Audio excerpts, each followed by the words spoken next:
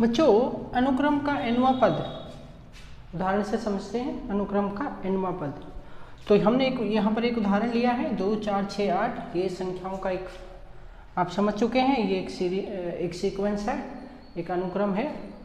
अब इस अनुक्रम के पदों का हम विस्तार में जानकारी लेते हैं। तो सबसे पहले हम लिखते हैं A1। A1 क्या होता है? A1 होता है फर्स्ट टर्म, ठीक है। और हमारे इस अनुक्रम का फर्स्ट टर्म क्या है? 2 है। अच्छा, ये 2 हमें जो मिला है, 2 जो है इसको अगर हम लें फैक्टर के फॉर्म में तो हम ये पाते हैं कि ये 2 मल्टीप्लाई 1 है, ठीक है। अब हम लेते हैं A2 यानी कि सेकंड अर्थात दूसरा पद। तो दूसरा पद क्या है इसका? दूसरा पद है इसका 4। और ये 4 हमें कैसे मिला? ये हमें मिला 2 को 2 से मल्टीप्लाई करने पर। फिर तीसरा पद लेते हैं A3 यानी थर्ड। तीसरा पद क्या है हमारा? तीसरा पद है 6 और ये आया 2 मल्टीप्लाई 3 करने पर, ठीक है। चौथा पद लेते हैं A4 यानी फोर्थ टर्म। चौथा पद है हमारा 8 और बराबर में ये आया 2 गुणा 4। अब बच्चों आप इसको ध्यान दीजिए, आप यहाँ पर क्या पाते हैं? आप यहाँ पर ये पा रहे हैं कि इन दोनों में 2 सब में आ रहा है और यहाँ क्या आ रहा है? 1 2 3 4 आ रहा है। तो इससे हम nवां पद निकाल सकते हैं, ठीक है। ये n टर्म या nth टर्म क्या होगी? क्या हमें प्राप्त हो रही है? nth टर्म, nth टर्म यानी nवां पद। तो nवां पद हमें क्या, इससे हमारा nवां पद क्या निकलता है? देखिए, अगर हम देखें तो 2 2 2 2 सब जगह आया और यहाँ 1 2 3 4 आया। अब अगर हम जनरली हम ये जानते हैं कि 1 2 3 4 जो हैं वो क्या है? नेचुरल नंबर है यानी प्राकृत संख्याएं हैं। तो इन्हें हम n से रिप्रेजेंट कर सकते हैं। तो देखिए 2 into n 2 into n 2 into n 2 into n। तो nवां पद क्या बना इसका? 2n। तो बच्चों इस अनुक्रम या सीक्वेंस का nवां पद क्या प्राप्त हुआ हमें? 2n के रूप में प्राप्त हुआ। 2n। यहाँ पर जो n है वो क्या है? एक प्राकृत संख्या है।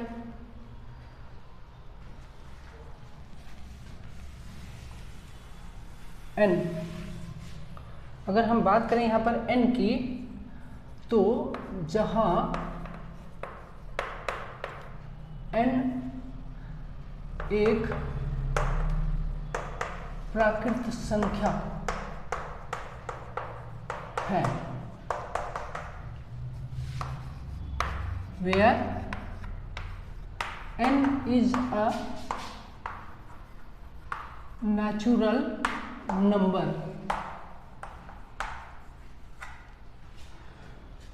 मतलब n की जगह अगर आप नेचुरल नंबर भरते हैं तो हमें नंबरों का जो ये प्राप्त हुआ अनुक्रम, ठीक है। तो उसके लिए एक n टर्म या सामान्य पद क्या बना? सामान्य पद 2n यानी nवां पद क्या बना? उसका 2n बना। एक और उदाहरण रखा मैंने अनुक्रम के nवें पद को समझने के लिए। इस उदाहरण से हम समझते हैं और ज्ञात करते हैं इस अनुक्रम यानी सीक्वेंस का nवां पद क्या होगा, ठीक है। इसका nth टर्म निकालने का प्रयास करते हैं। स्टार्ट करते हैं। लेट A1 यानी कि पहला पद क्या है? पहला पद 1 है। अब 1 है तो ये आता कैसे है? 1 का स्क्वायर करने पर, ठीक है। हमने इसको एक जनरल फॉर्म के रूप में कन्वर्ट कर लिया। तो A2 क्या है? यानी कि दूसरा पद। दूसरा पद क्या है? 4 है। 4 कैसे प्राप्त हुआ? 2 के स्क्वायर को, अगर इसका स्क्वायर निकाले तो 2 का स्क्वायर मिलता है हमें, ठीक है। फिर इसी तरह A3 ले लिया, यानी तीसरा पद क्या है? 9 है। 9 जो है 3 का वर्ग होता है, 3 का वर्ग, तो 1 का वर्ग, 2 का वर्ग, 3 का वर्ग, यानी 1 4 9। अब अगर हम A4 चौथा पद देखते हैं, चौथा पद तो हम पाते हैं जो कि है 16 के रूप में, और ये आता है 4 का वर्ग लेने से, यानी कि इसका 16 बराबर हो गया 4 का वर्ग। तो बच्चों इससे हमको इसका एक nवां पद मिलता है, an टर्म क्या प्राप्त होता है हमें, ऐसे nth टर्म कहेंगे, nवां पद,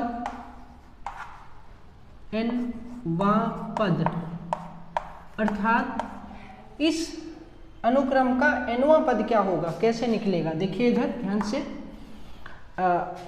हमको क्या मिला, देखें इधर 1 2 3 4, हम क्या पा रहे हैं कि 1 2 3 4 सबका स्क्वायर कर दिया गया, वर्ग आ गया हमारे पास।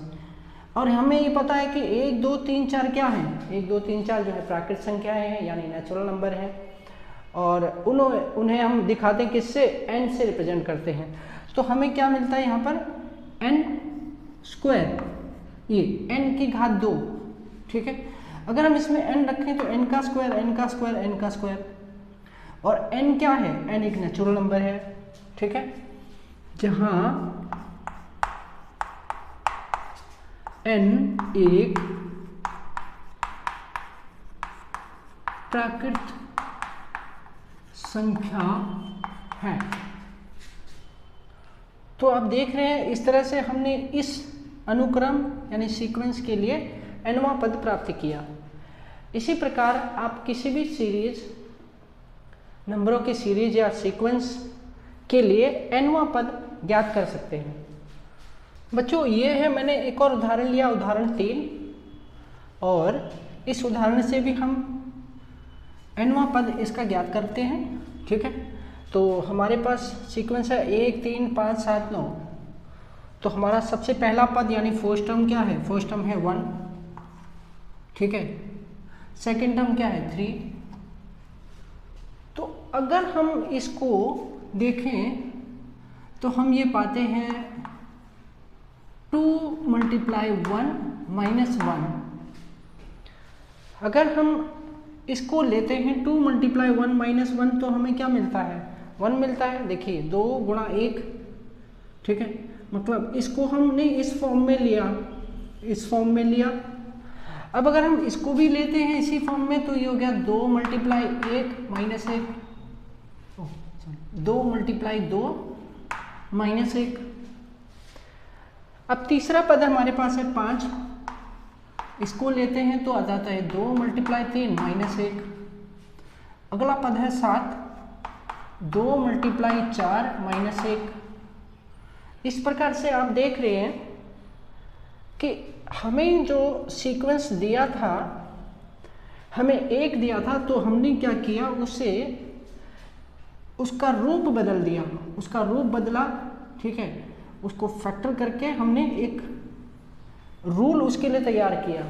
तो रूल तैयार किया तो 2 × 1 यानी 2, उसमें से 1 माइनस करेंगे तो 1, 2 × 2 4, उसमें से 1 माइनस करेंगे तो 3, 2 × 3 माइनस 2 × 3 6 और -1 5। इस तरह से अब हम इसका nवां टर्म निकाल सकते हैं। देखिए कैसे, आप ये देख रहे हैं यहाँ पर 2 आ रहा है, यहाँ पर नेचुरल नंबर आ रहे हैं 1 2 3 4, ध्यान से देखिए, और पीछे -1 है, ठीक है। 2 चीज़ें हमारे पास कॉमन है, 2 और -1, तो हमारा ये क्या बनता है? nवां पद 2 2, और ये क्या है? नेचुरल नंबर है, प्राकृतिक संख्या, यानी 2n, ठीक है। पीछे क्या है? -1।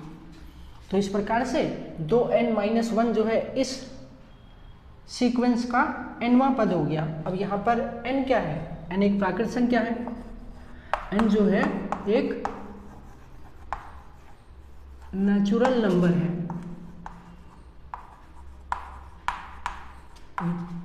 यानी कि n की जगह हमें एक प्राकृत संख्या भरनी है। यदि हम n की जगह प्राकृत संख्या रखते हैं तो हमें नंबरों का ये एक सीक्वेंस प्राप्त होता है। तो हमने इसके लिए nवां पद प्राप्त किया।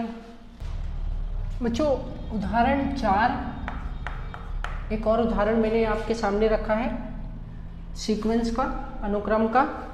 यहाँ पर नंबर लिखा है 1, 1/2, 1/3, 1/4, ठीक है, यानी कि 1, 1/2, 1/3, 1/4। अब अगर हम देखें तो सबसे पहले नंबर पर आ रहा है 1, तो इसका मतलब ये हो गया 1। अब इसको हम फॉर्म बदलते हैं तो हम लिखते हैं 1/1। और अगर दूसरा हमारे पास है 1/2, ठीक है, तो 1/2 तो क्या हो जाएगा, ये हो जाएगा 1/2।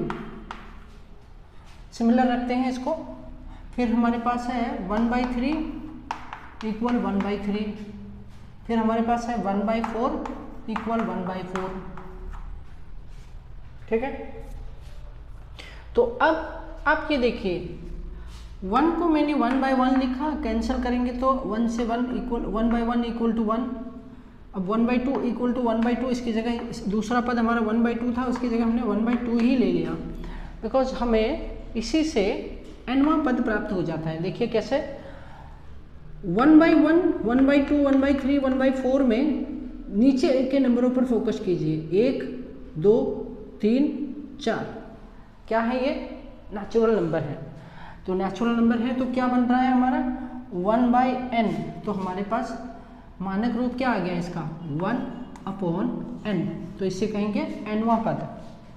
और जहाँ पर n क्या होगा, एक नेचुरल नंबर होगा, ठीक है।